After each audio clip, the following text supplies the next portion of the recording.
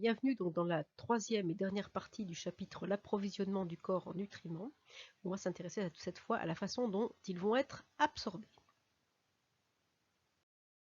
Souvenez-vous, dans les parties précédentes du cours, nous avions vu que l'appareil digestif de l'homme était formé donc de différents organes formant un tube dans lequel les aliments vont transiter, les aliments entre guillemets, et accroché à ce tube, vous aviez donc des glandes digestives dont la fonction était de produire des liquides, des sucs dans lesquels on allait trouver des enzymes, donc des éléments capables de casser chimiquement les grosses molécules alimentaires en petites molécules alimentaires appelées nutriments.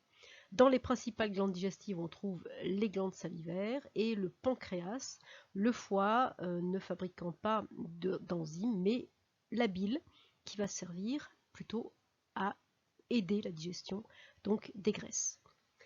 Au cours du trajet dans le tube digestif, vos aliments vont subir des transformations mécaniques, mais également des transformations chimiques. Par exemple, dans la bouche, les aliments vont être mâchés, broyés, écrasés, mais aussi vont subir une petite prédigestion, notamment les sucres, par la salive. Rappelez-vous de l'expérience de la transformation de l'amidon en glucose grâce à la salive. Donc à l'amylase, c'est-à-dire à l'enzyme.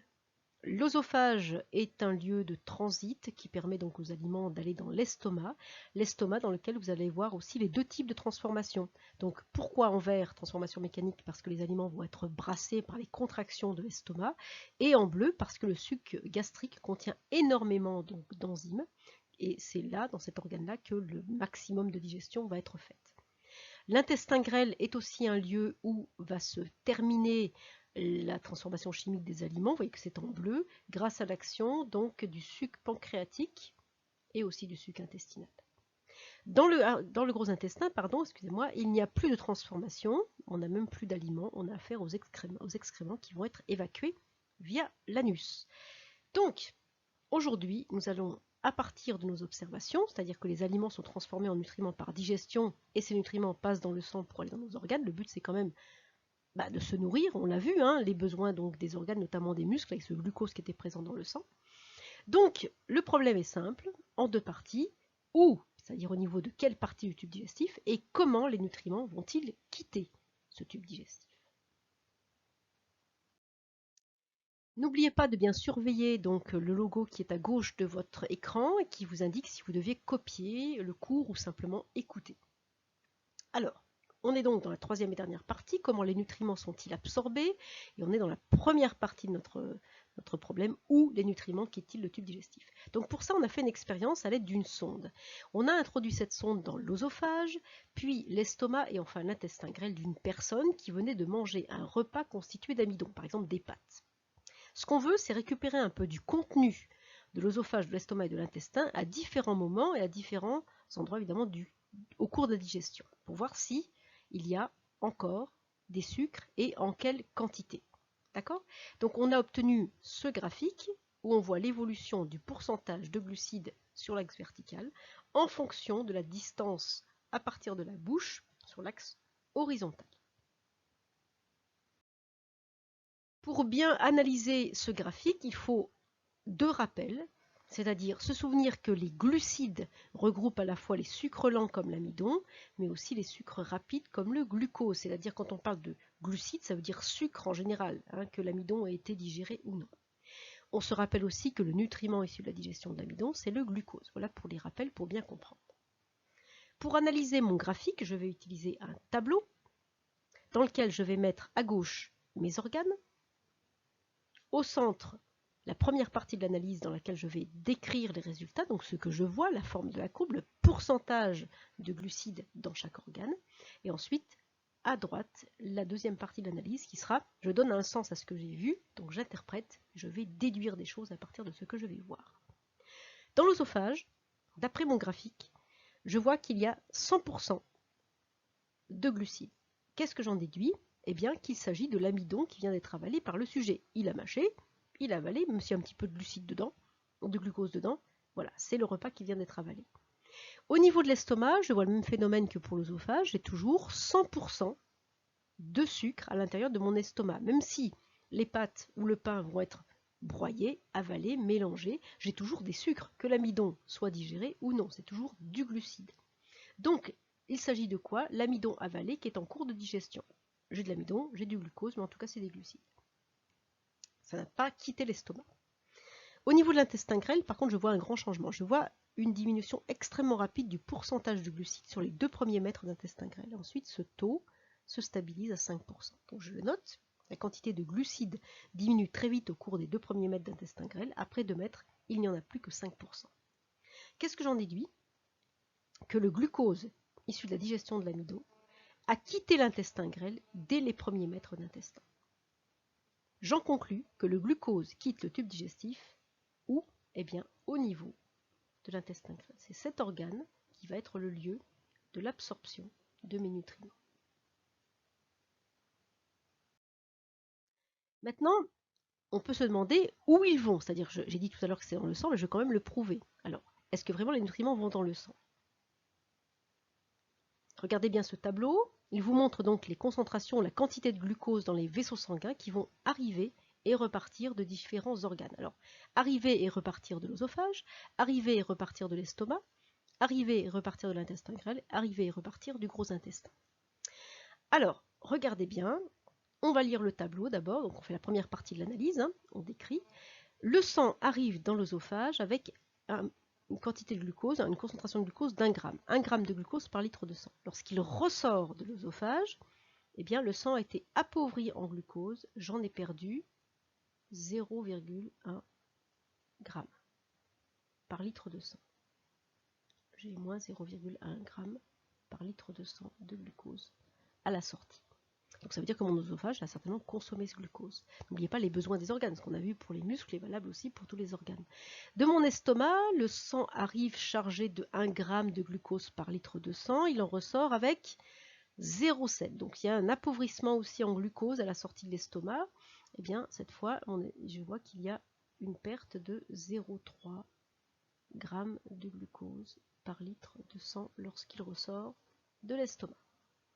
Au niveau de l'intestin grêle, le sang arrive avec toujours cette concentration de 1 g de glucose par litre et il ressort avec une concentration de 2,8 g de glucose par litre. Donc là, j'ai un enrichissement du sang après la sortie de l'intestin grêle. J'ai un enrichissement de plus 1,8 g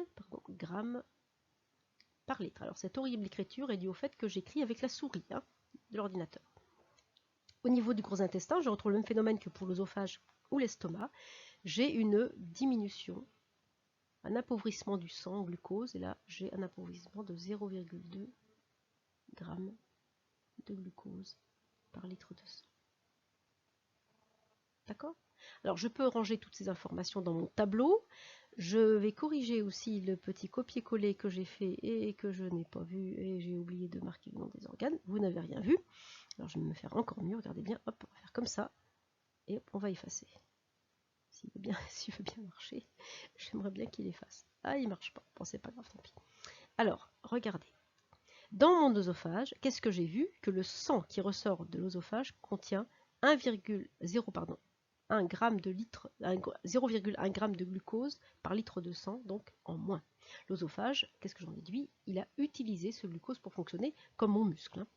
Ensuite, le sang qui ressort de l'estomac, vous corrigez s'il vous plaît, contient 0,3 g de glucose en moins. D'accord? J'en déduis quoi? Que c'est l'estomac qui a utilisé ce glucose. Même chose pour le gros intestin, vous corrigez également. Donc cette fois, c'est le gros intestin qui a utilisé 0,2 g de glucose. Il a prélevé donc dans le sang. Au niveau de l'intestin grêle, ce qui est très intéressant, c'est que cette fois, j'ai du sucre en plus dans le sang qui ressort de l'intestin. Donc ça veut dire que le glucose en plus provient du contenu de l'intestin grêle, il est sorti de l'intestin pour aller dans le sang. Qu'est-ce que j'en conclus? Que le glucose passe dans le sang à travers la paroi de l'intestin grêle. Là, j'ai bel et bien prouvé, effectivement, non seulement ça sort de l'intestin grêle, mais ça va bel et bien dans le sang. Voilà, j'ai quand même prouvé que c'était bel et bien le sang qui allait transporter donc, tous ces nutriments vers les organes. Alors, on peut se poser la question de savoir si c'est la même chose pour tous les nutriments, parce que là, on n'a parlé que du glucose jusqu'à présent. Regardez bien ce graphique, intéressez-vous surtout à la courbe en vert et la courbe en rouge. Alors on voit que les trois types de nutriments, le glucose, les acides aminés et les acides gras, de toute façon, sortent de l'intestin, quittent l'intestin grêle, on le voit très très bien, c'est le début de l'intestin. Alors, au bout de 2 mètres, on a pratiquement tout le glucose qui a quitté l'intestin. Au bout de 3 mètres, on a pratiquement tous les acides gras qui ont quitté l'intestin. Et au bout de 5 mètres, on a pratiquement tous les acides aminés. Bon. La différence, c'est que votre glucose et les acides aminés, ce qui est en vert et en rouge dans la courbe, vont aller directement dans le sang. Voilà pourquoi on ne retrouve que ces deux nutriments dans le tableau à côté. Les acides gras, eux, vont quitter d'accord l'intestin grêle, mais ne vont pas aller dans le sang. Ils vont aller dans les vaisseaux lymphatiques, c'est-à-dire qu'ils ne vont pas tout de suite aller dans le sang. Ce serait trop dangereux de déverser des acides gras ou du cholestérol. Vous savez, les conséquences très très graves du taux de cholestérol, du taux de graisse trop important dans un vaisseau sanguin. D'accord? Il y a un risque très important de boucher entre guillemets l'intestin, de faire une réaction qui boucherait donc cet intestin. Donc, tout ce qui est en bleu, tout ce qui est gras, va partir plutôt dans les vaisseaux lymphatiques et ensuite va être déversé au compte-gouttes, tout doucement dans la circulation sanguine. Donc là, j'ai bel et bien les trois types de nutriments qui sortent de l'intestin et qui vont soit dans le sang, soit dans la lymphe. Alors regardez bien, je vais faire la même chose donc, pour le glucose et pour les acides aminés. Donc je retrouve à peu près les chiffres de tout à l'heure. Hein. Tout à l'heure on avait 2,8, là on a 2,5. Mon sang arrive chargé avec 1 gramme de glucose par litre. Dès qu'il arrive à l'intestin, il en ressort avec 2,5. Donc on a bel et bien enrichi, d'accord, le sang en glucose. Même chose pour les acides aminés, c'est même plus impressionnant. Regardez, le sang arrive avec une concentration de 0,5 g d'acides aminés par litre de sang, il ressort avec 15, d'accord, grammes d'acides aminés par litre. Donc c'est vraiment un gros enrichissement. Donc je peux en conclure que tous les nutriments passent de toute façon dans le sang, à travers la paroi dans le sang ou dans la lymphe, à travers la paroi d'intestin grêle.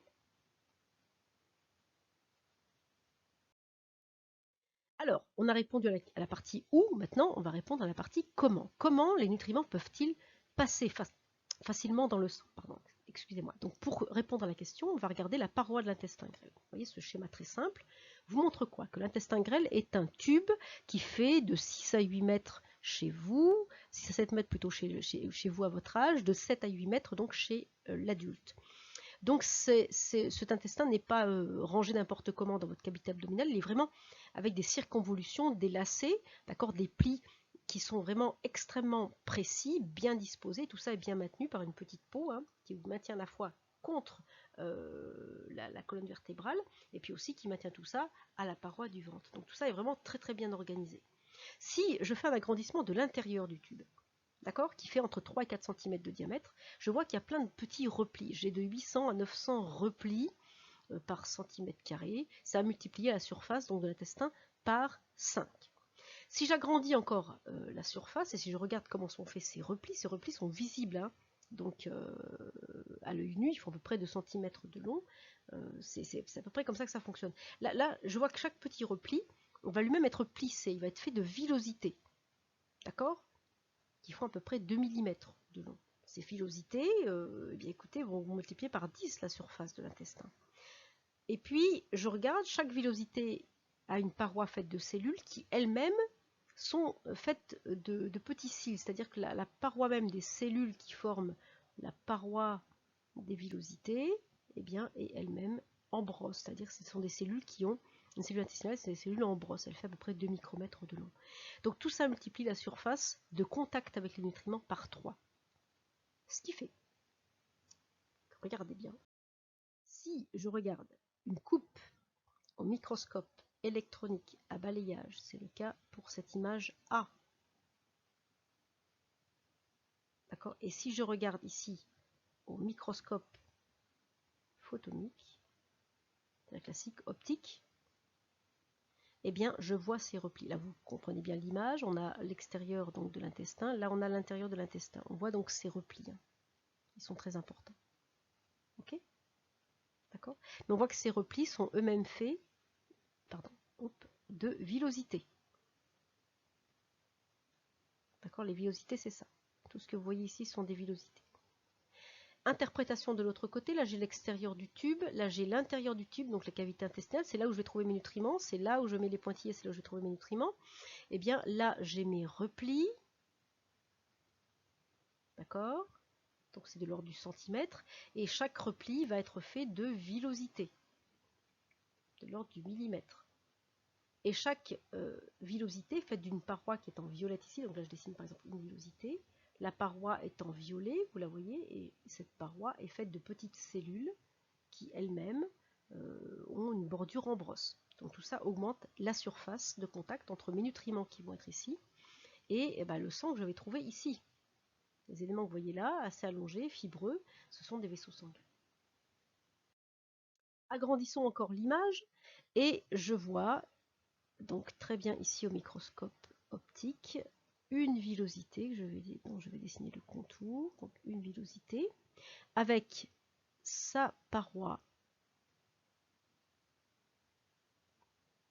qui est faite de cellules, on les distingue presque, ces cellules, qui est faite de cellules. Ça sont des cellules intestinales, c'est la cellule de la paroi intestinale. Cette paroi intestinale à la fois sous forme de repli, mais aussi sous forme de villosité. Chaque repli est plissé sous forme de villosité.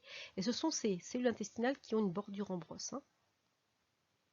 Voilà, tout ça augmente la surface de contact entre mes nutriments qui vont se trouver ici et puis les vaisseaux sanguins qui sont dedans. Donc regardez bien, j'ai donc la cavité intestinale, donc ce qu'on appelle la lumière de l'intestin. J'ai une villosité intestinale, une seule, c'est celle que j'ai dessinée, qui est faite de petites cellules, et puis donc les capillaires sanguins qui sont là. Donc ça veut dire finalement que la distance à parcourir pour un nutriment qui est ici, elle est très fine pour aller dans le vaisseau sanguin. C'est juste l'épaisseur d'une seule cellule intestinale. D'accord? Donc schéma d'interprétation, je vois ici donc une villosité, j'en dessine le contour, une villosité ici, avec sa paroi très très fine, quelques micromètres, qui est faite donc de cellules, une seule couche de cellules uniquement. À l'intérieur, je vois donc des capillaires, et ces capillaires contiennent du sang oxygéné, le sang qui va entrer, et du sang riche en dioxyde de carbone lorsqu'il va sortir. C'est comme pour le muscle, voilà, c'est la même chose. Et je vois finalement que mes nutriments vont pouvoir traverser très facilement la paroi de l'intestin grêle parce qu'elle n'est faite que d'une seule couche de cellules. Et surtout, cette paroi d'intestin grêle a une surface très importante grâce au système de replis qui sont eux-mêmes faits de villosité. Donc vous notez que l'intestin grêle d'un être humain va contenir 10 millions d'éléments comme celui-là, c'est-à-dire 10 millions de villosités. Donc on peut voir l'intérêt de ces villosités. Regardez bien, vous allez faire un petit exercice. On va imaginer que l'intestin grêle soit un tube. Si ce n'est qu'un tube, c'est-à-dire s'il n'y a pas de villosité, c'est un tube qui va mesurer 8 mètres de long avec un diamètre de 3 cm. N'oubliez pas dans vos calculs de convertir 3 cm en mètres. Donc j'applique cette formule, la surface de mon cylindre de 8 mètres sur 3 cm, c'est 2 fois le rayon fois la hauteur. Donc ça veut dire que là, attention, il faudra convertir ça en mètres et le diviser par 2 parce qu'on me donne le diamètre et moi je veux le rayon. D'accord? Autre petit calcul, vous allez calculer cette fois tout simplement la surface de l'intestin grêle s'il a des villosités. Donc cette fois, vous allez vous servir de l'autre information. On sait que l'intestin grêle possède 10 millions de villosités et que chaque villosité a une surface de 0,25 cm², à convertir en mètres carrés aussi. Je vous laisse vous arrêter la vidéo, je vous laisse donc réfléchir, faites vos calculs, et puis je vous donne la réponse tout de suite. Si l'intestin grêle n'était qu'un tube, c'est-à-dire s'il n'y a pas de villosité, j'applique ma formule 2 fois pi fois 3,14 fois 0,015. Pourquoi? Parce que 3 cm c'est 0,03 mètres. Ça c'est le diamètre. D'accord? Ça c'est le diamètre de mon tube qui fait 8 mètres sur 3 cm. Et donc je veux le rayon, petit r, donc je fais 0,03 divisé par 2, donc ça me donne 0,015 mètres. D'accord? Donc, je multiplie par la longueur qui était de 8 mètres, je trouve même pas 1 mètre carré. Si mon intestin grêle n'était qu'un tube de 8 mètres de long sur 0,03 mètres de diamètre, eh bien, il ne ferait même pas, je récupérais, mes nutriments à partir d'une surface qui serait bien inférieure à 1 mètre carré. Regardez l'intérêt des villosités. L'intérieur de mon intestin contient 10 millions de villosités. Chaque villosité à une surface de 0,25 cm². Donc ça me fait, regardez bien, 2 500 000 cm² de surface, soit, en convertissant en mètres carrés, 250 mètres carrés. Donc la paroi externe de mon intestin fait à peine 1 m² de long, de surface, pardon, j'ai dit des bêtises, alors que l'intérieur de mon intestin grêle, de mon tube, en fait 250 m² parce que l'intérieur est plissé, tout simplement. D'accord? Donc ça augmente la surface de contact et ça, entre les nutriments et le sang. Au lieu d'absorber mes nutriments à travers 0,75 m² de surface, je vais les absorber à travers 250 m² de surface. Voilà l'intérêt de ce plissement par des replis et des villosités. Donc vous notez que la présence des villosités intestinales augmente la surface de l'intestin grêle, donc la surface qui permet aux nutriments de passer dans le sang. Alors on arrive à un schéma d'une villosité, schéma à savoir relégendé, à connaître par cœur aussi. Je représente en vert les nutriments, en bleu le sang riche en dioxygène, en rouge le sang riche en dioxyde, le sang bleu riche en dioxyde de carbone, le sang en rouge riche en dioxygène. Mes flèches noires représentent le sens de circulation du sang et les flèches vertes représentent l'absorption des nutriments. J'ai représenté donc une villosité intestinale, donc c'est tout l'ensemble, c'est une villosité intestinale. J'ai représenté chaque petite cellule aussi, intestinale, vous en avez une ici par exemple, donc pour bien vous montrer qu'on récupère les nutriments à travers une seule couche de cellules, donc c'est extrêmement fin. Et puis donc j'ai représenté mes capillaires sanguins dedans. Alors, on fait le bilan. La paroi intestinale est une bonne surface d'échange qui nous permet de récupérer les nutriments pour plusieurs raisons. D'abord, elle est très irriguée, c'est-à-dire très vascularisée, il y a beaucoup de capillaires sanguins à l'intérieur. C'est une paroi intestinale extrêmement fine, elle n'est faite que d'une couche de cellules, d'accord, de cellules intestinales, dont l'épaisseur est à peu près de 50 micromètres. Ensuite, elle est formée donc de 10 millions de villosité, donc il y a une très très grande surface de contact avec les nutriments, de 250 à 300 mètres carrés. Toutes ces caractéristiques favorisent le passage des nutriments dans le sang, d'accord.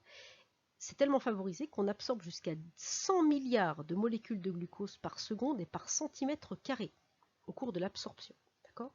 Ce phénomène d'absorption intestinale, c'est lui qui nous permet de récupérer le produit de la digestion, donc ces molécules de la taille de nos cellules, et le sang va les prendre en charge et va les emmener ensuite dans les organes, c'est-à-dire qu'il va ensuite assurer la distribution de ces nutriments pour nourrir dans nos organes chacune de nos cellules. Donc on a répondu à notre problème de départ, regardez bien, on a changé donc là le petit élément où il y avait les points d'interrogation. On sait maintenant que nos nutriments sont absorbés, c'est-à-dire passent dans le sang à travers, d'accord, la paroi intestinale qui est faite donc de villosité et dont la surface est d'environ 250 à 300 mètres carrés.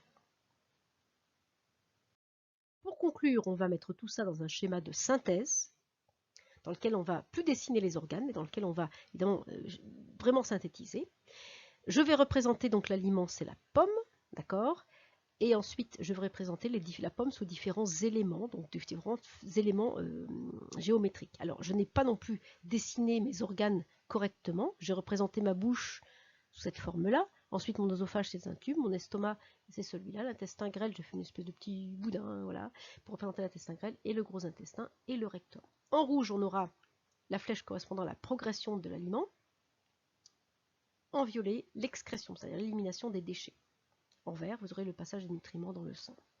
Les gros ronds rouges représentent la mastication, les ronds rouges plus petits, le brassage gastrique, donc tout ce qui est en rouge correspond à la transformation mécanique de l'aliment. Et puis en vert, je vais donner le produit de la transformation chimique de l'aliment, c'est-à-dire les nutriments. Et en violet, on aura les petits excréments. Alors, qu'est-ce qu'on doit rajouter dans ces éléments-là? Eh bien, on doit rajouter le fait que mon estomac, par des petites flèches noires, va produire des sucs gastriques, d'accord, qui vont donc transformer les aliments. J'oublie pas aussi qu'il y en a un tout petit peu dans le début de l'intestin grêle, donc je les représente aussi par des petites flèches noires.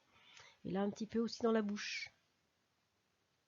Donc je rajoute une petite flèche pour dire que là, effectivement, j'ai les enzymes digestives.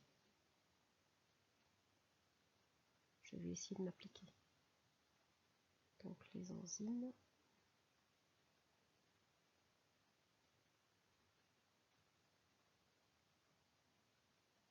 Qu'on rajoute à ce schéma pour montrer qu'effectivement il y a bien et bien un phénomène de digestion. Alors regardez bien, dans ma bouche, j'ai donc une transformation mécanique plus l'action d'une enzyme. On avale par l'œsophage, donc il y a une progression de l'aliment qui va dans l'estomac. On subit quoi comme transformation? Eh bien un brassage gastrique, c'est bien et bien une transformation mécanique, mais on subit aussi l'action des enzymes, ce qui fait qu'il y a une transformation chimique. J'ai bel et bien affaire à mes petits ronds verts, c'est-à-dire à mes nutriments. Ces nutriments, je les retrouve dans l'intestin grêle et c'est là où mes flèches vertes interviennent. Les nutriments vont donc, regardez les flèches vertes, passer donc dans le sang, d'accord, qui va circuler dans un sens très précis, donc qui va aller récupérer donc ces nutriments, et c'est le phénomène donc d'absorption. Ce qui fait que dans mon gros intestin, je n'ai plus du tout d'aliments ou de nutriments, mais j'ai ce que j'ai en violet, c'est-à-dire des petits carrés violets, c'est-à-dire les excréments qui seront ensuite évacués. Voilà un schéma de synthèse. C'est un schéma qui ne ressemble, dans lequel on ne met plus les éléments ressemblants. Il n'y a que la pomme à la limite qui ressemble encore à ce qu'elle était. Je n'ai pas dessiné ce qui sortait bien sûr, mais vous imaginez bien. Et à l'intérieur, je mets des formes géométriques très simples pour les différents organes et pour les différents éléments. Donc dans un schéma de synthèse, on a à la fois comment c'est fait et aussi comment ça marche. D'accord? Donc là, vous avez un schéma de synthèse qui vous montre comment, à partir d'un aliment, on obtient un nutriment absorbable par le sang et ensuite capable de nourrir nos cellules. Alors, si vous avez des questions sur ce chapitre, n'hésitez pas donc à écrire dans Pronote ce qui vous gêne, ce qui vous dérange. Et on se retrouve pour une prochaine vidéo où on changera de thème. Voilà, je vous remercie.